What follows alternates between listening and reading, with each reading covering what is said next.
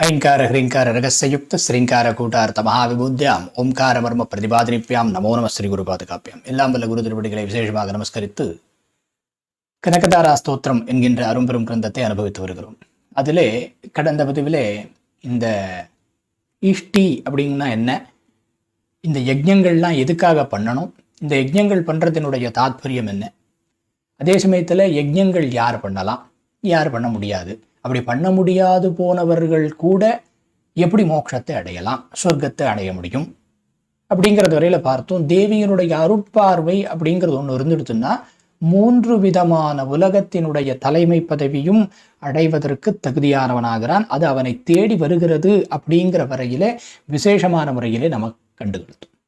நிறைய பேர் கேட்கக்கூடிய ஒரு கேள்வி என்ன அப்படின்னு சொன்னா, யஜ்ஞங்கள் யாகங்கள் இதெல்லாம் எல்லாருமே பண்ண முடியாதா அப்படின்னு ஒரு கேள்வி வரும்.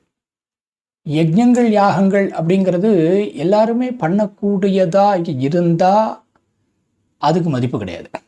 எல்லாருமே பண்ணக்கூடியதுன்னா தகுதி உடையவர்கள்னு சொன்னதுக்கு காரணம் என்னன்னா, இந்தந்த வர்ணத்தினர் தான் பண்ணணுங்கிற தகுதியை பற்றி நம்ம சம்பிரதாயத்தில் சொல்லலை. தகுதி எதனுடைய அடிப்படையை வச்சு சொன்னா அப்படின்னா, ஒரு செயலை செய்யணும். இப்போ ஒரு டாக்டர் ஆகணும் அப்படின்னு சொன்னா 5 வருஷம் எம்பிபிஎஸ் படிச்சாகணும். அந்த 5 வருஷம் எம்பிபிஎஸ் படித்தா தான் எம்பிபிஎஸ் அப்படின்னு போட்டுக்கலாம். 5 வருஷம் இன்ஜினியரிங் காலேஜ் போனால் தான் இன்ஜினியர்னு போட்டுக்கலாம் இல்லையா? இப்படி ஒவ்வொரு விஷயம் இது போல் ஆடிட்டர், இப்போ இந்த மாதிரி எல்லா துறைகளுமே எடுத்துப்போமே, எந்த துறையாக இருந்தாலும் இப்படித்தானே. அதுபோல் இதற்கும் ஒரு கிரைட்டீரியா வச்சுருக்கா. வேதம் ஓதுதல், வேதத்தை முழுசாக கற்றுக்கணும். பிராமணாளாக பிறந்தால் மட்டும் நிறைய ஒரு புரிதல் இன்னைக்கு காலகட்டத்தில் புரிதல் இல்லை. ஒரு உண்மையாக சொன்னால் சனாதன தர்மத்தினுடைய ஒரு துர்பாகியம்னு கூட சொல்லலாம். இது ஒரு புரிதல் இல்லை. ஏதோ பிராமணா பிறந்துட்டா மட்டும் நேராக அவங்க கர்ப்பகிரகத்துக்குள்ள போய் சுவாமியை தொட்டுடலாம், அவளுக்கு என்னப்பா அப்படின்னு சொல்கிறது. இல்லாட்டி பிராமணனா பிறந்தா மட்டும் டைரெக்டாக போய் ஒரு யஜ்ஞயாகாதி கிரத்துக்களில் போய் கலந்துக்கலாம், அப்படியே உட்காந்து மந்திரத்தை சும்மா சொல்லிடலாம், சுவான்னு சொல்லிடலாம் அப்படிங்கிற மாதிரி இந்த கேலி சித்திரங்கள் எல்லாம் வச்சு நம்மளுடைய சனாதன தர்மத்தை எவ்வளவு மட்டம் தட்ட முடியுமோ மட்டம் தட்டின்னு இருக்கா இன்னைக்கு. ஆனால் அதெல்லாம் உண்மையானு கேட்டால் உண்மை இல்லை. ஒரு வேதம் கத்துண்டு அதாவது வேதம் ஓதும் அந்தனர்க்கோர் மழைன்னு சொல்லப்பட்டிருக்கு சாஸ்திரத்தில். மாதம் மும்மாறி பொழியக்கூடிய மழைன்னு சொல்கிறோமே, அதில் நீதி நெறி தவற அரசனுக்கோர் மழை, கற்பு நெறி தவற மங்கையர்க்கோர் மழை, வேதம் ஓதும் அந்தனர்க்கோர் மழை அப்படின்னு 3 மழை மாசத்துக்கு பொழியணும். அப்படி பொழிஞ்சாதான் அந்த ஆட்சி நல்ல ஆட்சி, அந்த அரசு நல்ல அரசாக இயங்கி கொண்டிருக்கிறது, அந்த நாடு அந்த அளவுக்கு தர்மத்தை ஆசிரியிக்கிறது அப்படின்னு சொல்லப்பட்டிருக்கு சாஸ்திரத்தில். இந்த வேதம் ஓதும் அந்தனர்க்கோர் மழைன்னு சொன்னதுக்காக மட்டும் மழை பெஞ்சிடுமா? வேதத்தை முறையா கத்துக்கணும். வேதத்தை முழுசா முறையா கத்துண்டு அதுக்காக நிறைய தியாகங்கள் எல்லாம் இருக்கிறது. இந்த தியாகங்கள் நிறைய இருக்கு. அதுதான்ன்றது இல்லை, நிறைய விஷயங்கள் இருக்கு. அதெல்லாம் சொன்னா இப்போ அது ஒரு கான்ட்ரவர்ஷியல் ஆகும். அதனால அதை அப்படி சொல்ல வேண்டாம். நான் சாதாரணமாக சொல்றேன். ஒவ்வொரு விஷயத்தையும் கற்றுக்கொள்வதற்கு ஒவ்வொரு கிரைட்டீரியா இருக்கு. அதுபோல வேதத்தை கத்துக்கிறதுக்குன்னு தனியான ஒரு முறை இருக்கிறது. அந்த முறையில வேதத்தை பூர்த்தி அத்தியானம் பண்ணோம். இப்போ 1 இருந்ததை 4 வகுத்து கொடுத்துருக்கா பெரியவா இல்லையா? வியாசர் 1 இருந்ததை 4 பிரிச்சு கொடுத்து, எப்பா இதை நீங்க இதை பண்ணுங்கப்பா. அந்த 4க்குள்ளேயும் ஷாக்கைகள் அப்படின்னு சொல்லக்கூடிய பிரிவுகள் இருக்கிறது. இந்தந்த பிரிவு நீங்க ஆசிரியங்க. எல்லாத்தையும் கடைபிடிக்கணும்னா ஒருத்தனாலே முடியாது. எல்லா வேலையும் ஒரே ஆள் செய்யணும் அப்படின்னா அது நடக்காது, அது சரியா வராது. ஏதாவது ஒன்றுத்துல தான் உருப்படியா போக முடியும்.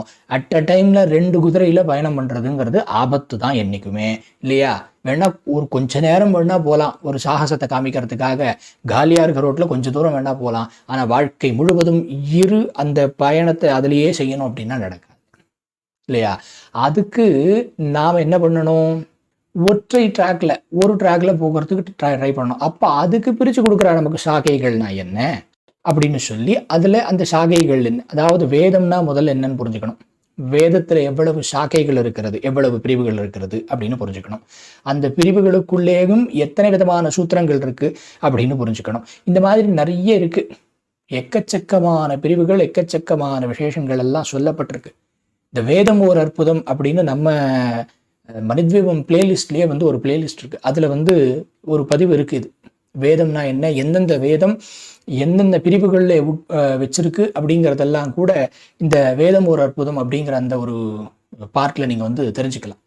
எதுக்கு சொல்ல வரேன், இந்த இஷ்டின்னு சொல்ல வந்ததுக்கு இந்த இஷ்டியெல்லாம் யார் வேணா செஞ்சிட முடியாது. பிராமணனா பிறந்தா மட்டும் செஞ்சிட முடியும்னு நம்ப வேண்டாம். அப்படி கிடையாது. வெறும் பிராமணனாக பிறந்தவர் மட்டும் செய்யக்கூடிய கிரது அப்படின்னு சாஸ்திரத்திலே சொல்லலை.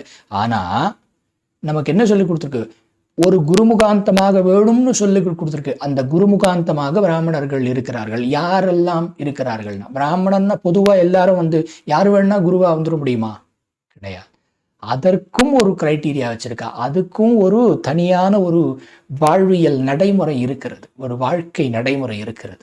அதுக்கும் சில நிறைய தியாகங்கள் இருக்கிறது. எல்லாத்தையும் பண்ணி அதெல்லாத்தையும் கடைபிடிப்பு, முதல்ல பண்பு, ஒழுக்கம், பண்பு இதெல்லாம் முதல்ல இருந்தே வரும். அது உள்ளுக்குள்ள இருந்தே வரும். அதெல்லாம் அதற்கப்புறமா அதை கடைபிடிச்சதன் காரணமாக அவன் உண்மையை தெரிந்து கொண்டு, அந்த உண்மையை தெரிஞ்சுட்ட உண்மையை அவன் முதல்ல புரிஞ்சுண்டு, அதை புரிஞ்சதை ப்ராக்டிஸில் அவன் கொண்டு அதுக்கப்புறமா தான் உக்காண்டு அடுத்தவர்களுக்கு சொல்லிக் கொடுக்க முடியும்.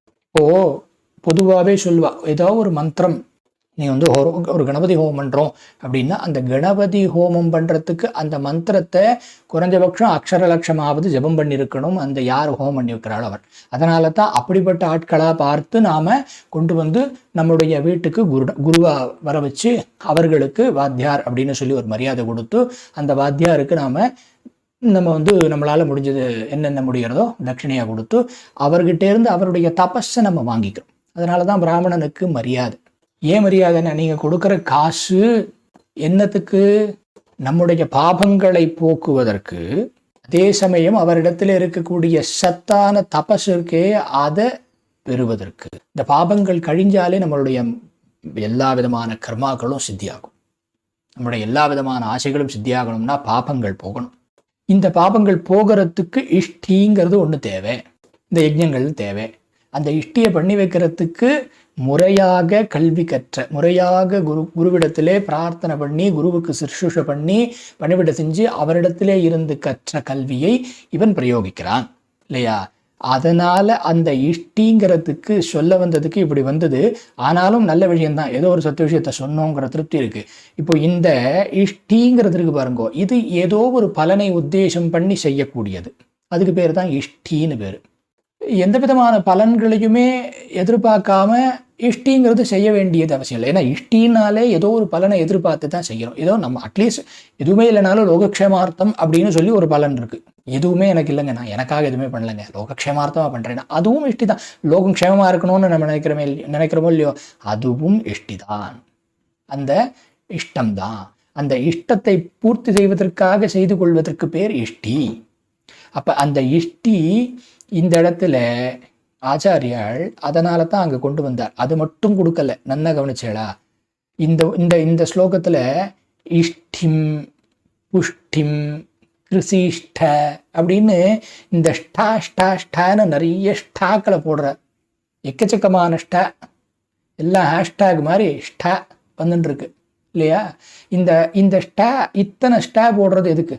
தேவியினுடைய நாமங்களிலே விசேஷமான நாமங்கள் ரெண்டு சொல்லுவா. ஒன்று புஷ்டிஹி, இன்னொன்று துஷ்டிஹி. நிறைய பேர் அது துஷ்டின்னு படிப்பா. துஷ்டி இல்லை, துஷ்டிஹி. அந்த துஷ்டி அப்படின்னு சொல்லும்போது லக்ஷ்மி அஷ்டோத்திரம் அதுக்கு பதில் சொல்றது துஷ்டிம் தாரித்ரநாசினீம் அப்படின்னு சொல்லி, தாரித்ரியத்தை போக்கடிக்கிறவள்.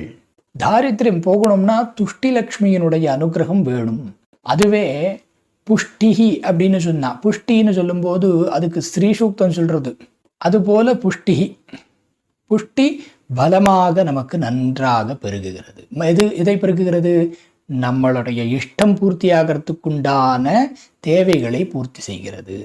உலகத்தில் இருக்கக்கூடிய எல்லாரும் வேண்டுவது என்ன? இந்த துஷ்டியும் புஷ்டியும் வேணும் அப்படிங்கிறது தான்.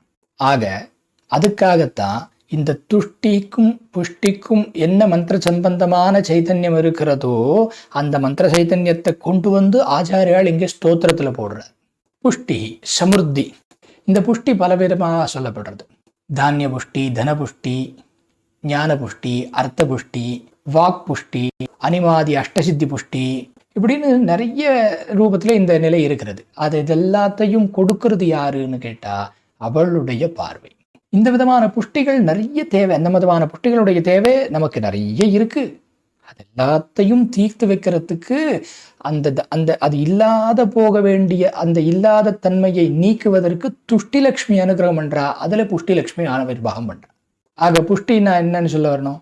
நிறைவான ஒரு ஃபுல் லெவல் அப்படி சொல்லலாம், இல்லாட்டி மெச்சூரிட்டின்னு சொல்லலாம். இது வேண்டித்தானே எல்லாருமே தவம் கொடுத்துட்டு இருக்கோம், தவம் கிடந்துட்டு இருக்கோம். இதை கேட்டுதான் அவளிடத்துல பிரார்த்தனை பண்ணிட்டு இருக்கோம். அதை அவள் பார்வையினாலேயே கொடுத்து விடுகிறாள். அதனாலதான் ஸ்ரீருத்திரத்துல கூட சொல்லும்போது புஷ்டானாம் பதயே நமஹா அப்படின்னு சொல்றேன். பரமேஸ்வரனை சொல்லும்போது கூட புஷ்டானாம் பதயே நமஹா, நிறைவை கொடுக்கக்கூடியவருக்கு நமஸ்காரம். இப்படி இந்த விதமான புஷ்டிகள் எல்லாம் நிறைவாக கிருஷீஷ்டமாக நமக்கு கிடைக்க வேண்டும். அதுக்கு நம்ம என்ன பண்ணணும்? அதுக்கு இந்த உள்ளுக்குள்ள இருக்கக்கூடிய மனசுல பக்திங்கிற யஜ்ஞத்தை பண்ணணும். அப்படி அந்த பக்திங்கிற யஜ்ஞத்தை புஷ்டியா பலமா பண்ணினா அந்த புஷ்டிலக்ஷ்மியினுடைய அனுகிரகத்தினாலே நம்மளுடைய துஷ்டிலக்ஷ்மி எல்லா தரித்திரத்தையும் நீக்கி புஷ்டிலக்ஷ்மி எல்லா மங்களத்தையும் பெருக்குகிறாள். இதுல எந்த விதமான சந்தேகமும் இல்லை. அதனால தான் தேவி மகாத்மியத்தில் சொல்லும்போது சொல்றது, யா தேவி சர்வபூதேஷு புஷ்டி ரூபேன சம்ஸ்திதா நமஸ்தஸ்யே நமஸ்தஸ்யே நமோ நமஹ, யா தேவி சர்வபூதேஷு துஷ்டி ரூபேன சம்ஸ்திதா நமஸ்தஸ்யே நமஸ்தஸ்யே நமஸ்தஸ்யே நமோ நமஹ. ஆக அந்த புஷ்டியையும் துஷ்டியையும் புஷ்டிலக்ஷ்மியாக பூர்ணலக்ஷ்மியாக இருக்கிறவள் அவள் தான். அவளே தாரித்ரநாசினி. அவள் தாரித்திரத்தை நிவாரணம் பண்ணி நம்மளை மங்களத்தை இடத்துல அழைச்சிட்டு போறா, அல்லது மங்களத்தை நம்மிடம் சேர்ப்பிக்கிறாள். எப்படி வேணா சொல்லிக்கலாம். அதனாலதான் லக்ஷ்மி அஷ்டோத்திரத்துல முதல்லயே சொல்றது, பிரகிருதிம் விக்ருதிம் வித்யாம் சர்வபூத ஹிதப்பிரதாம், சர்வபூதங்களுக்கும் ஹிதத்தை செய்யக்கூடியவள் அவள் அப்படின்னு சொல்றது. சர்வபூதங்கள்னா யாரு? நம்ம எல்லாம் தான். என்ன சுவாமி நம்மளை போய் பூதம்லாம் சொல்றேன் அப்படின்னா, மனுஷ பூதம் நம்ம, அவ்வளவுதான். அது மிருகபூதங்கள், இது நம்ம மனுஷபூதங்கள். தேவகணங்கள் மனுஷ கணங்கள்னு சொல்றோமே, அதுதான் அப்படி சொல்றது. அப்போ இந்த மனிதர்களுக்கும் சரி, தேவர்களுக்கும் சரி, மாயா முனிவர்களுக்கும் சரி, வந்து சென்னி குனிதரும் திருவடி கோமலமே கொன்றைவார் சடைமேல் பணிதரும் திங்களும் பாம்பும் பகீரதியும் படைத்த புனிதரும் நீயும் என் புந்தி என்னாலும் பொருந்துகவே அப்படின்னு சொல்லி அபிராமி பட்டர் சொல்றாரே, அதுபோல தேவியனுடைய திருவடியை அதை பிடிச்சுட்டோம் அப்படின்னா, அதாவது தேவியனுடைய திருவடிகள் அப்படின்றது ஏதோ தேவியை மட்டும் பிடிச்சிக்கிறதா நினைக்க வேண்டாம், அல்லது பரமேஸ்வரன் மட்டும் பிடிச்சிக்கிறதா நினைக்க வேண்டாம். அந்த 2 சரணங்கள் இருக்கு பாருங்க, ஒன்று ரக்த, இன்னொன்று சுக்லன்னு சொல்லக்கூடிய அந்த ரக்த சுக்ல சரணங்கள்னு சொல்றோமே, அது ஒன்று சுவாமிது, ஒன்று அம்பாளுது. ஆக கெட்டியா பிடிச்சுட்டோம்னா, 2 பேரையும் கெட்டியா பிடிச்சுட்டோம்னா நம்ம வாழ்க்கையில என்னைக்கும் சந்தோஷம்தான். சந்தோஷத்துக்கு குறைவே கிடையாது. எந்த துக்கமும் நம்மை வந்தடையாது. எல்லா விதமான தாரித்ரியங்களும் நிவர்த்தி, எல்லா விதமான ஐஸ்வர்யங்களும் புஷ்டியாக வளரும். அதனால துஷ்டிலக்ஷ்மியாக இருந்து நம்ம தாரித்திரத்தை போக்கடிக்கிறது, புஷ்டிலக்ஷ்மியாக இருந்து நம்மளுடைய மங்களங்களை எல்லாம் பெருக்க வைக்கிறதுக்கு அவளுடைய அருட்பார்வை வேணும். அதைத்தான் ஆச்சாரியால் இப்படி சொன்னா, புஷ்டிஹி கிருசிஷ்டா அப்படின்னு இத்தனை ஸ்டா போடுறதுக்கு காரணம் என்னன்னா, அந்த புஷ்டிக்கும் திருஷ்டிக்கும் இருக்கக்கூடிய சம்பந்தத்தை புரிய வைக்கிறதுக்கு தான். அதனாலே அந்த சம்பந்தத்தை நம்ம புரிஞ்சுட்டு இருக்கோம், நமக்கு ஆச்சாரியால் புரிய வச்சிருக்கார் அப்படிங்கிறதனுடைய சந்தோஷத்தோட நாம் அனைவரும் அவளுடைய திருவடியை, அவர்களுடைய திருவடியை கெட்டியா பிடிச்சுண்டு மேன்மேலும் மேலுக்கு வருவோம். எல்லாம் வல்ல குருநாதருடைய ஆசீர்வாதம் அதுக்கு என்னைக்கும் துணை இருக்கும் என்று சொல்லி அடுத்த பதிவிலே சந்திப்போம். நமஸ்காரம்.